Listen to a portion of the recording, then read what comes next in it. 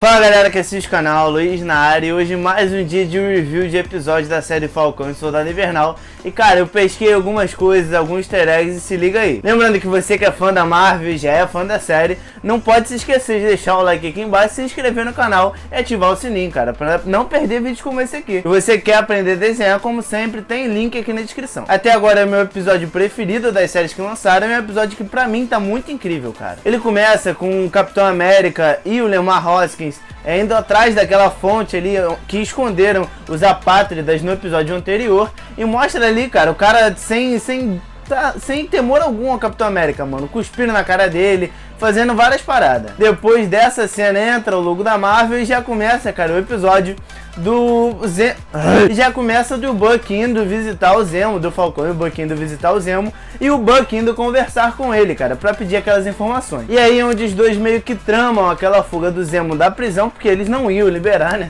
Eu até falei que eles iam tentar e tal, mas eles não iam liberar o Zemo da prisão alemã, até porque não era nem nos Estados Unidos, não tinha nem como ter influência ali do Falcão, do Buck e tudo mais. Mas eles tramam a fuga com o Zemo consegue fugir, cara, e cara, é muito engraçado ver o Zemo entrando naquele galpão ali, naquela garagem, e o Falcão antes, né, perguntando onde é que eles estão, não sei o que lá. E quando o Zemo entra, ele começa a partir pra cima do Zemo, tipo assim, você não pode, não sei o que lá, o que você tá fazendo aqui? E é onde o Buck pede pro Falcão arriscar a vida dele, confiar no Buck mais uma vez, já que ele já tinha feito isso lá em Capitão América, Soldado Invernal. E é onde, cara, o Buck pede pro Falcão pra ele confiar e arriscar a vida dele mais uma vez, pelo Buck, já que ele já tinha feito isso em Capitão América 3. Essa cena me chama a atenção porque onde a gente pode ver, cara, a amizade dos dois se fundamentando ainda mais, até porque o Buck, ele pede pro Falcão arriscar a vida dele mais uma vez, ele concorda e tudo mais, e a gente vê que o relacionamento dos dois tem se estreitado ainda mais. E a cena que o Zemo conversa com o Buck, cara, é interessante porque a gente vê a audácia, a arrogância do Zemo, porque mesmo ele sabendo que o Buck não tem mais aquela programação da Hydra, ele ainda tenta usar aquelas palavras que ele usou em Capitão América 3. E outra parada interessante é o livro que o Zemo estava lendo, até porque é um livro de Maquiavel, que é um dos... Cara, eu acho que é tipo o pai da ciência política. E a gente pode ver, cara, nesse início de episódio, o Barão Zemo, um cara muito político, um cara que tenta ali manipular as pessoas em volta dele, inclusive até mesmo o Falcão e o Buck. E nesse episódio ele finalmente é introduzido e apresentado como ele realmente é, um barão. Ele mesmo fala que ele era rico, ele era da nobreza ali, da realeza de Sokovia, e ele é realmente chamado pelo nome Barão. Até porque nos quadrinhos ele é isso tudo, ele só não é de Sokovia, né? E a gente pode ver novamente aquele caderninho que o Buck usava para anotar os nomes ali e riscar os nomes também das pessoas, em que ele consegue fazer aquele acerto de contas. Naqueles dois primeiros episódios, o Barão Zemo rouba, dá um jeito de pegar esse caderninho do Buck e fica lendo e meio que joga na cara dele alguns nomes, como o do Nakajima. O Buck toma aquele caderninho da mão dele e o Falcão fala que já tinha visto aquele caderno antes, que aquele caderno era do Steve, e ele fala ali, comenta aquela história do Marvin Gaye. Aí entra mais um alívio cômico deles comentando, perguntando pro Buck se ele já tinha ouvido Marvin Gaye, porque é um sucesso, é um marco para a cultura, principalmente para a cultura afro-americana, que o Sam Wilson ele tinha falado pro Steve Rogers ouvir Marvin Gaye, que ele gostava pra caramba e que o Buck com certeza ia gostar. Ele falou que preferia as músicas dos anos 70, mas disse que gostava de Marvin Gaye. Depois que eles pousam o jatinho que eles estão em Madripoor, entra uma cena ali onde o Barão ele já tinha dito que eles teriam que se disfarçar, que o Buck teria que ser um cara que ele conhece no passado, ele estava se referindo a ele mesmo no controle da Hydra, e diz que o Falcão ia ter que se disfarçar também. E o disfarce do Falcão ele realmente existe. Conrad Mack, o Tigre Sorridente, ele existe nos quadrinhos. Ele é um vilão bem secundário ali, mas que ele faz parte da equipe dos Thunderbolts. É uma equipe que já foi chefiada até mesmo pelo Barão Zemo, e a gente pode estar vendo uns indícios ali que essa equipe pode surgir no MCU futuramente. No último vídeo desse canal, que tá no card aqui em cima, eu falei sobre Madripoor, que era uma ilha muito importante para os mutantes. E um deles, cara, que era entre os principais ali, era o Wolverine. Ele até tinha um bar, o bar do Kaori e tudo mais. Mas o bar que o Wolverine mais gostava nessa ilha de Madripoor, que é o bar da princesa, aparece em um flash ali nesse episódio. Aparece a logo do bar ali em LED, aquela logo que fica por fora do bar, aparece. Eu acredito que seja apenas um easter egg, não vai entrar muito em detalhes de mutantes, acredito que nem entre muito em detalhes de mutantes nessa série. Porém, uma possível mutante pode ter aparecido nesse episódio, e mais pra frente aqui eu vou te dizer quem é. E ali a gente vê toda uma sequência de ação do próprio Buck mesmo naquele bar, fingindo estar sendo controlado pelo Barão Zemo, e a gente vê, cara, que o Zemo ele queria conversar com uma tal de Sylvie, e pergunta se ela tá lá e tal, e quando eles chegam nessa conversa, ela que parecia ser meio que a subchefe ali, porque a gente sabe que o chefe de toda aquela ilha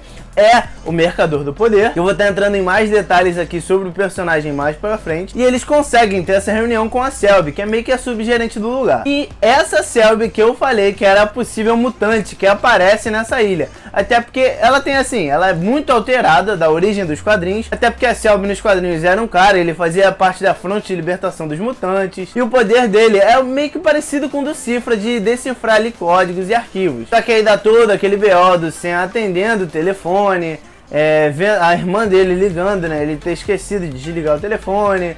Aí a Sylvie meio que vai caçar os dois ali e uma surpresa mata ela. Alguém que vai defender ali os dois mata ela.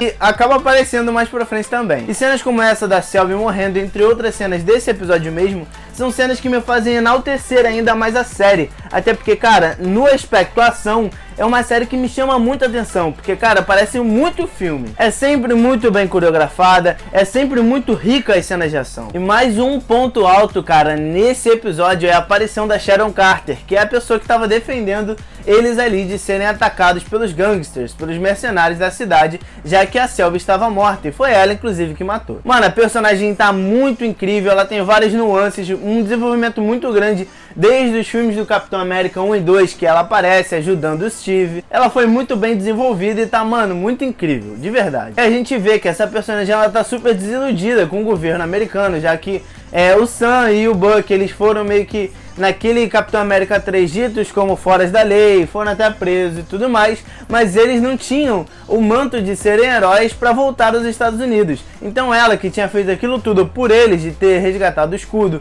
e as asas do Falcão, ela continua como foragida dos Estados Unidos. E isso fez ela se desiludir ainda mais com o governo e com o símbolo, cara, do Capitão América, até porque ela tem aquela conversa ali com o Falcão e com o Barão Zemo, de que essa história de herói é tudo baboseira e tudo mais. Ela realmente não acredita em herói. Ela tá atuando ali como uma traficante de artes e tudo mais. Inclusive a gente vê um Monet verdadeiro no apartamento dela, e é explicado ali que os Monets verdadeiros, as artes verdadeiras, nunca estão em museus como o Louvre, que estão sempre na mão de atravessadores como ela. E ela é responsável por descobrir onde o Wilfred Nigel, que é o cientista que eles estavam atrás, por conta ali do soro do super soldado, está. O Wilfred Nigel também é um cientista nas HQs, e ele é quem é responsável por dar o soro ali ao super soldado do Isaiah Bradley. Ele foi um dos cientistas responsáveis por aquele experimento. Enfim, eu vou estar contando a origem aqui mais pra frente do personagem do Isaiah, e eu entro mais nesse assunto. Ele tem a sua origem um pouco alterada, já que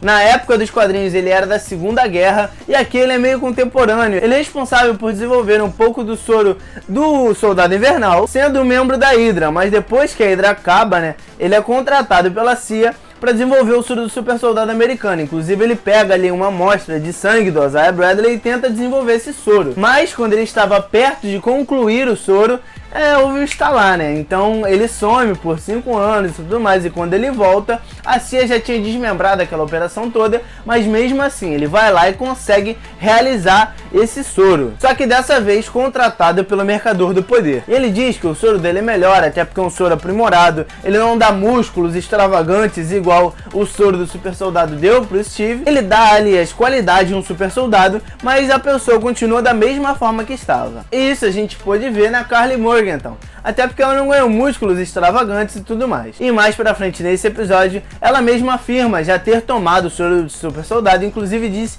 que sentiu as veias queimarem quando tomou esse soro. E como eu disse, o Mercador do Poder ele tinha contratado o Nigel para produzir o soro, mas a Karli rouba esse soro antes do Mercador do Poder botar as mãos nele e aplica nela e naqueles amigos dela. E é por isso que mostra que o Mercador do Poder estava atrás dela lá no segundo episódio, inclusive manda aquelas mensagens para ela dizendo que vai matá-la. Depois disso acontece, na minha opinião, uma das melhores cenas de ação desse episódio, depois e durante, na verdade, que é protagonizada pela Sharon Carter, que mais uma vez, mano, tá uma personagem muito incrível. Eu particularmente não canso de enaltecer a personagem, até porque ela foi muito bem desenvolvida, até mesmo nesse episódio mesmo. E isso é um próprio benefício das séries, até porque nos filmes a gente não tem tempo, né, digamos assim, pra ver esses personagens sendo desenvolvidos. E após essa cena de ação incrível, que a gente vê até mesmo o desenvolvimento do próprio Barão Zemo, porque além dele ser um barão nobre da realeza de Sokovia, ele também era um comandante, como dito em Capitão América 3. E a gente vê nesse episódio ele agindo como militar, usando armas, lutando,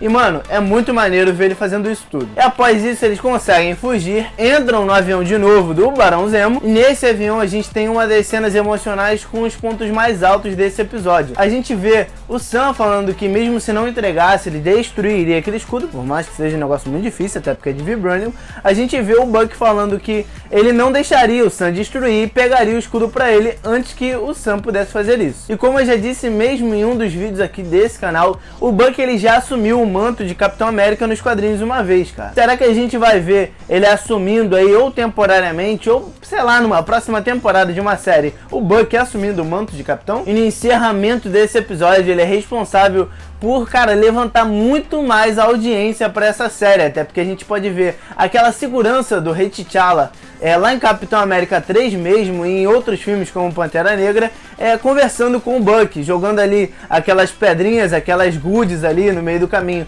pro Buck achar, e conversa com ele dizendo que ela tá ali atrás do Zemo. Ele fala que não demorou muito para ela aparecer, e ele já esperava também. Até porque o Wakanda não ia esquecer, né, que o Barão Zemo é responsável pela morte de um dos seus reis. E para as considerações finais desse vídeo e desse episódio, o Mercador do Poder ele deve se tornar o vilão central dessa série, até porque a gente pode ver que ele tá por trás dos Apátridas e ele é o líder de Madripoor. E na minha opinião, mesmo ele não aparecendo ainda, ele já apareceu num trailer, conversando ali com a Carly. Eu vou deixar essa cena aqui passando na tela agora. Pra mim ele é esse cara aí que tá conversando com a Carly nessa cena.